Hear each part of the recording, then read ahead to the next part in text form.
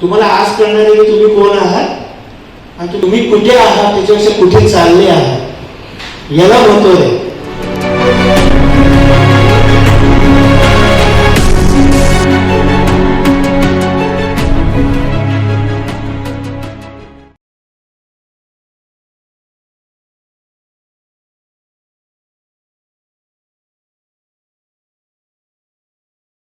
दहावीच्या मार्गदर्शन शिबिरामध्ये आपणा सर्वांचं सहर्ष स्वागत. आज आपल्यासाठी एक विशेष कार्यक्रम आहे. मोटिवेटर श्री नरेंद्र सर आज आपल्याशी हितगुज करणार आहेत आणि त्यांच्या विविध योगाभ्यासातून तुम्हाला ते काही शिकवणार आहेत. आणि म्हणून आज आपण या ठिकाणी आपल्या आजच्या कार्यक्रमाचे मोटिवेटर गुरु श्री नरेंद्र सर यांनी आपण बोलत आहोत. आणि मी संतोष सरांना विनंती करतो की आजच्या या कार्यक्रमाची सुरुवात आपण त्यांना आविष्कार अकॅडमी तर्फे पुष्पगुच्छ देऊन स्वागत करून सुरुवात करणार आहोत. आरोग्यधन योगाभ्यासम यातून आपण हा कार्यक्रम सुरू करत आहोत. तर मी नरेंद्र सरांना विनंती करतो कृपया आपण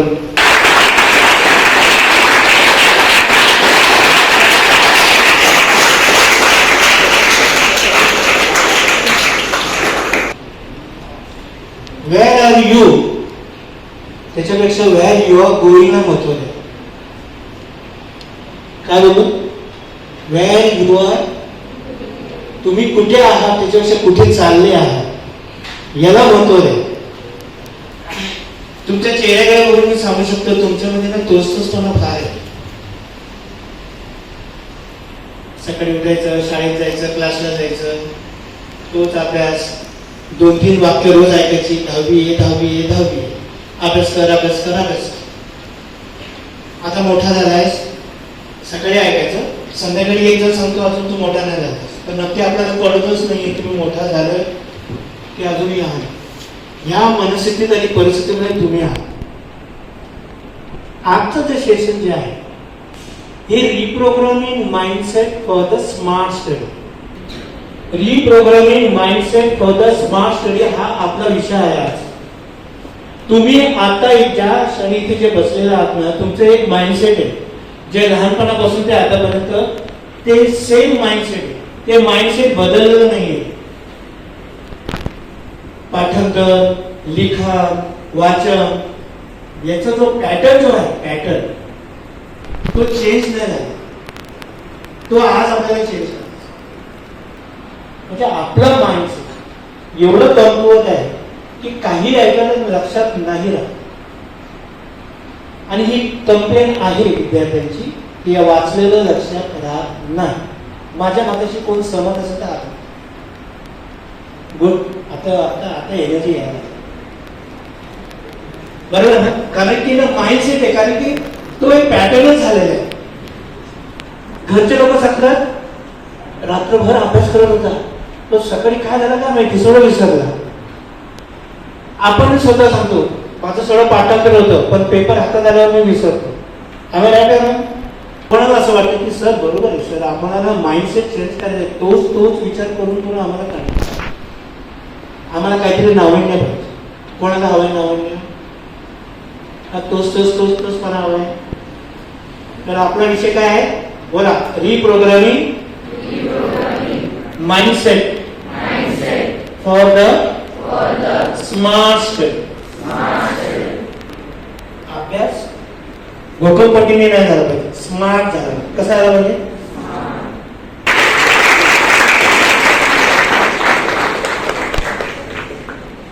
कोणाला अपेक्षा अशी आहे की मला ना किंबहुना 80 ते 90 मध्ये आलंच पाहिजे, हात वर करायचं, इमानदारी 80 ते 90 पाहिजेच पाहिजे. मग आज आपण काय ना रिप्रोग्रामिंग माइंडसेटची नियम तयार केलेले आहेत. तर नियम पाळाल तुम्ही. नियम पाळणे म्हणजे स्वतःला शिस्त लावणे. ही स्वतःची शिस्त. चला आपण सुरुवात एका शिस्तीपासून चालू करू. डिसिप्लिन करूया. पॉइंट नंबर 1,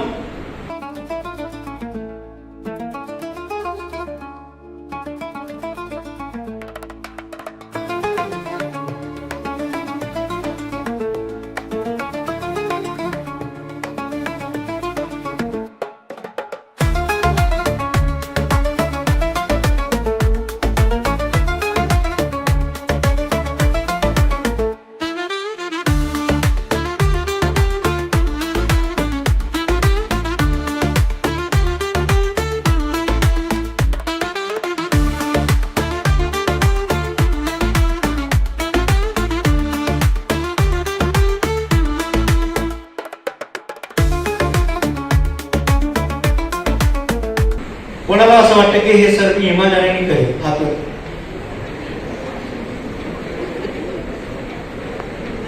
म्हणजे मला स्वतःला डिसिप्लिन मध्ये ठेवायचं. 1 2 3. तर आपण आहे ना रिप्रोग्रामिंग माइंडसेट मध्ये ना अनेक पैलू बघणार आहोत. स्वतःमध्ये ना एक गोष्ट लक्षात ठेवा, मला स्वतःची पर्सनॅलिटी डेव्हलपमेंट करायची आहे. काय करायची? पर्सनॅलिटी डेव्हलपमेंट आतापर्यंत ऐकत आलेलो आहोत, पण पर्सनॅलिटी डेव्हलपमेंट कशी असावी त्याचा एक छोटासा भाग आज आपण घेणार.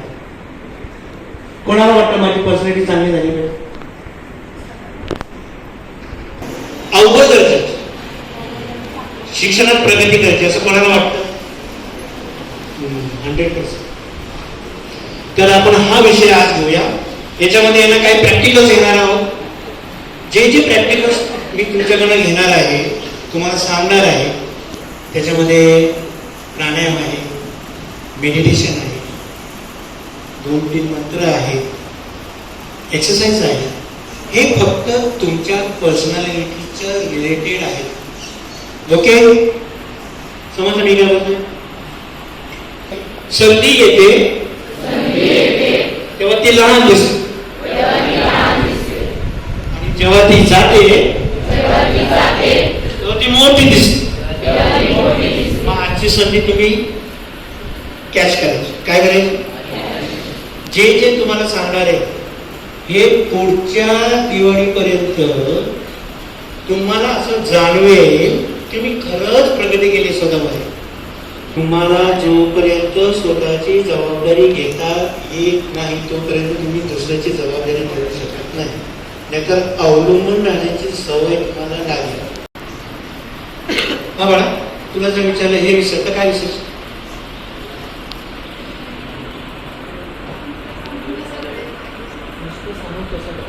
नेक्स्ट लेवल काय आहे? वाईट प्रसंग विसरायला पाहिजे. काय विसरायला पाहिजे? ठेवा लक्षात. कोणाला असं वाटतं की मी वाईट प्रसंग लक्षात ठेवायला पाहिजे? हात वर करा. आणि कोणाला असं वाटतं की वाईट प्रसंग जे माझ्या अवतीभोवती घडलेले होते आणि घडत आहे ते मला विसरायला पाहिजे, ही देणगी आहे की नाही? मग आतापर्यंत आपण वाईट प्रसंग कधी विसरलोच नाही, तर मग अभ्यास कधी कसं लक्षात? माझ्या माझ्याशी कोण सहमत असेल का? जर तुम्ही वाद आणि विवाद जे तुम्ही ऐकले आणि ते तुम्ही केले हे जर तुम्ही विसरलाच नाही तर तुमचा अभ्यास लक्षात राहील तरी.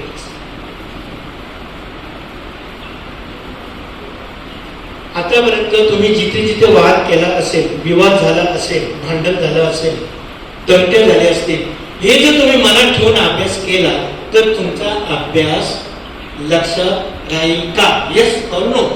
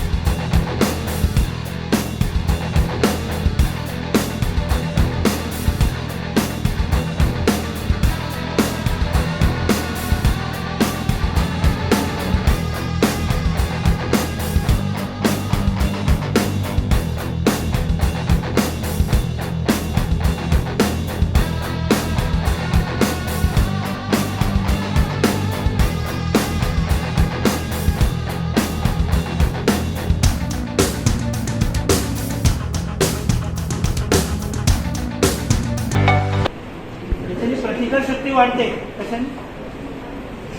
असं केल्याने काय वाटतं, जर अशक्तपणा वाटत असेल ना, मी तुमच्याकडे आता किती काउंटिंग करतोय? पुढे बघा किती? घरी गेल्यावर 60 करायचं. हे 30 वेळा अभावी मी 30 घेतोय. घरी गेल्यानंतर 60 आणि असं नाही 1 2 3 4 5 6 7 8 9 10 11 12 असं नाही 1 2 3 4 5 6 असं. ओके, बॉल टाकल्यानंतर मी कसं पकडा? असं पकडा ना, असं पकडा. वरून आशीर्वाद आला तर कसं पकडा? याचा संबंध असा आहे. ॲक्च्युली असं पण ठेवतात, पण असंही ठेवतात, पण आपण असं ठेवू. जर असं ठेवलं तर घरात लोक एवढं समजतं त्याला काय झालं, काय शिकून आली काय माहिती, लोकांना हात ठेवून होते. ओके, तर असं घ्यायचं. चला काउंट करूया. 30. हां, 1 2 3 4 5 6 7 8 9 10 11 12 13 14 15 16 17 18 19 20 21 22 23 24 25 26 27 28 29 30. एक सिक्रेट सांगतो, सगळे फॉरनर हुशार का, सगळी मुलं ऍक्टिव्ह का? कारण की हे क्लॅपिंग आणि टॅपिंग एक्सरसाइज करा. तुम्ही आहे ना, हा जो तुमचा फेस आहे ना, या फेसला तुम्ही ॲफर्मेशन जर दिले, सूचना जर दिली आणि टॅप जर केलं. आता एक उदाहरण घेऊया. मी जर तुमच्या घरी आलो तर मी काय केलं, टक टक टक, म्हणजे याचा अर्थ काय, मी आलो, बरोबर आहे. तुम्ही विचारणार कोण? मी नरेश, बरोबर आहे की नाही. मग समजा तुमच्या बॉडी जर टॅप केलं आणि बॉडी विचारेल का टॅप केलं, मी असा आहे, मला हे असं आलं. Okay done. आता कळलं, भाषा कळली का?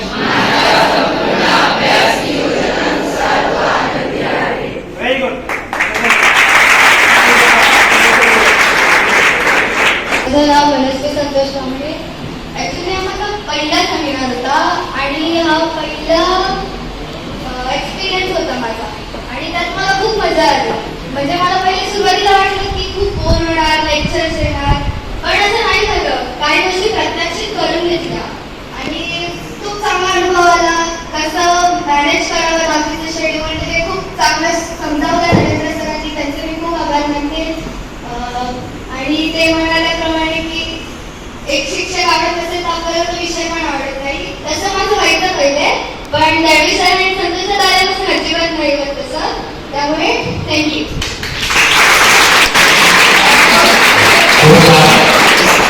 काही नाही झालं, खूप मजा आली हे सगळं करायला आणि खूप रिफ्रेशिंग वाटलं. लाईक नरेंद्र सरांनी ज्या प्राणायाम वगैरे करून घेतले त्यामुळे आम्हाला खूप फ्रेश असं वाटलं. आणि थँक्यू संतोष सर आणि दळवी सर आम्हाला ही ऑपॉर्च्युनिटी दिल्याबद्दल.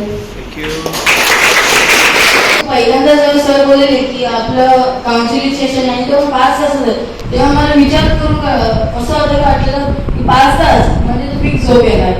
पण जेव्हा इथे आलो तेव्हा ते ऐकायला लागलं आणि मला झोप तर इथे आल्यावर पण भरपूर आलेली, पण ते 2 तास त्याला पण भरपूर आलेली. पण सरांनी जे सांगितलं एवढे चांगले प्राणायाम घेतले आणि हे सगळं तेव्हा एवढी रिफ्रेशमेंट वाटली की आता म्हणजे झोपेचं काही टेन्शन नाही, झोप येणारच नाही. आणि म्हणजे भारी होतं. आणि आता पुढचं बघू कसं होतं, पुढचं पण याच्यापेक्षा चांगलंच होईल आणि एनर्जी पण स्ट्रॉंग होईल. सांगायचं असं आहे की गुरुवारी मला फोन आला होता त्याच्या मम्मीचा की सर तो सोलापूरला आहे, तो येऊ शकणार नाही, तर तुम्ही व्हिडिओ कॉलवर त्याला काही ऐकवू शकाल का. तुम्ही म्हटलं नाही, तो आला पाहिजे. तर त्याच्या मम्मीने तात्काळ त्याच्यासाठी एसटीचं काहीतरी रिझर्वेशन केलं आणि त्याला तात्काळ इकडे पाठवलं, नाही तर तो उद्या येणार होता. मला पालकांचं कौतुक करावं असं वाटतं की ते खरोखर किती जागरूक आहेत की ज्यामुळे आपल्या मुलांचं नुकसान होऊ नये याची काळजी घेतात. आज तुम्हाला या गोष्टींबद्दल हसायला येईल. इथे बोलताना, इथे मत व्यक्त करताना जी डेअरिंग लागते, जी पॉवर लागते, जी ताकद लागते, ती तुमच्यात आली पाहिजे. हा आविष्कारचा उद्देश आहे. असे सेमिनार अरेंज करण्याच्या पाठीमागे आविष्कार फक्त तुम्हाला शिकवत नाहीये, नुसतं शिक्षण देणं हे आमचं काम नाहीये. तुमची पर्सनॅलिटी डेव्हलप झाली पाहिजे. 4 चौघात तुम्हाला बोलता आलं पाहिजे. मला कौतुक वाटलं ते 2 मुलींचं, खूप छान त्यांनी मत व्यक्त केलं. तिथे पाठीमागे बसून हसणं आणि बोलणं आणि इथे मत शेअर करणं याच्यात खूप फरक असतो. सो हे तुमच्यामध्ये यावं हाच आमचा उद्देश आणि नरेंद्र सर तो उद्देश आपण सक्सेस करत आहात त्याबद्दल तुमचंही फार फार आभार.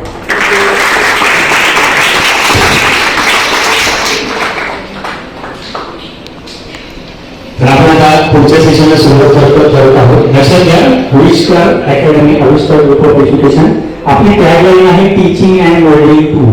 शिकवायचंय पण आणि घडवायचंय सुद्धा. ही काळाची गरज आहे. ही उज्ज्वल भारताचं भविष्य जे आपण बघतोय त्याची ही गरज आहे की जी तरुण पिढी आहे ही तरुण पिढी घडली पाहिजे. शिकवण्याचं काम सगळ्याच ठिकाणी केलं जातं, पण खऱ्या अर्थाने घडवायचं जे काम आहे ते घडवायचं काम होणं गरजेचं आहे. आणि आजचं हे काउन्सिलिंग सेशन हा त्याचाच एक भाग आहे, हे कुठेतरी लक्षात घ्या. अशा पद्धतीचं सेशन तुम्हाला जर वैयक्तिक लेवलला तुमच्या कुठल्या दुसऱ्या क्लासमध्ये, ओळखीच्या क्लासमध्ये तुमचे दादा, ताई किंवा आणखी दुसरे कोणी जर घरामध्ये शिकत असतील त्यांच्या क्लासमध्ये, त्यांच्या कॉलेजमध्ये, त्यांच्या शाळेमध्ये जर हवे असतील तर कृपया आविष्कार ग्रुप ऑफ एज्युकेशन, आविष्कार अकॅडमीला संपर्क साधा. मला किंवा रवी सरांना तसा मेसेज द्या. ह्या सगळ्या कार्यक्रमाचं पूर्ण रेकॉर्डिंग जे काही असेल ते रेकॉर्डिंग आपण त्या शाळेमध्ये किंवा कॉलेजमध्ये त्या शिक्षकांपर्यंत घेऊन जाऊ, त्यांना हा सगळा कन्सेप्ट आपण समजावून सांगू आणि अशाच पद्धतीचं सेशन आपण त्यांच्या कॉलेजला किंवा त्यांच्या शाळेमध्ये सुद्धा आपण करू, हे मी तुम्हाला आत्ताच इथे सांगत आहे. तर त्याप्रमाणे जर तुम्हाला कधी वाटलं तर कृपया 10वी झाल्याच्या नंतर पण तुम्ही कॉन्टॅक्ट करू शकता.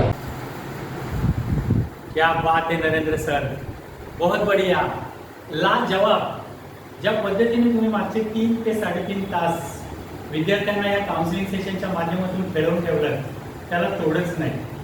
या काउन्सिलिंग सेशनमध्ये तुम्ही कोणत्याही स्वरूपात लेक्चरबाजी न करता विद्यार्थ्यांशी प्रत्यक्ष संवाद साधून त्यांना बोलतं करून त्यांना कॉन्सन्ट्रेशन लेवल वाढवण्यासाठी, त्यांची स्वतःची एनर्जी लेवल वाढवण्यासाठी, प्रतिकूल परिस्थितीत स्वतःला शांत ठेवून अभ्यासाचं योग्य नियोजन कशा पद्धतीने करावं या सगळ्यासाठी तुम्ही त्यांना मुद्रा, त्याचप्रमाणे प्राणायाम, त्याचप्रमाणे टॅपिंग एक्सरसाइज, त्याचप्रमाणे क्लॅपिंग एक्सरसाइज, अशा वेगवेगळ्या पद्धतीच्या एक्सरसाइज तुम्ही त्यांना शिकवल्यात आणि तुम्ही त्यांच्याकडून त्या करवून घेतल्यात. हे फार फार फार फार त्यांना पुढच्या आयुष्यासाठी नक्कीच प्रेरणादायी आणि नक्कीच फायदेशीर ठरणार आहे. आपल्याला खऱ्या अर्थाने जर पुढच्या पिढ्या घडवायच्या असतील तर अशा पद्धतीचे काउन्सिलिंग सेशन्स वारंवार आयोजित करणं फार फार गरजेचं आहे.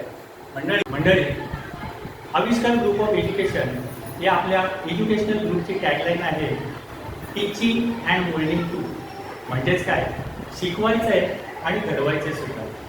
खऱ्या अर्थानं जर तुमच्या मुलाचं भविष्य आपल्याला जर घडवायचं असेल तर त्याच्यासाठी हे अशा पद्धतीचे काउन्सिलिंग सेशन्स फार फार फार फार उपयुक्त आहेत. मागील जवळपास 6 वर्षापासून आरोग्यधन योगाभ्यास mentor Shri Narendra sir, life coach consultant आणि मोटिवेशनल काउन्सिलर यांच्या माध्यमातून आपण हे अशा पद्धतीचे काउन्सिलिंग सेशन्स 10वीच्या विद्यार्थ्यांसाठी स्पेशली आयोजित करत आहोत.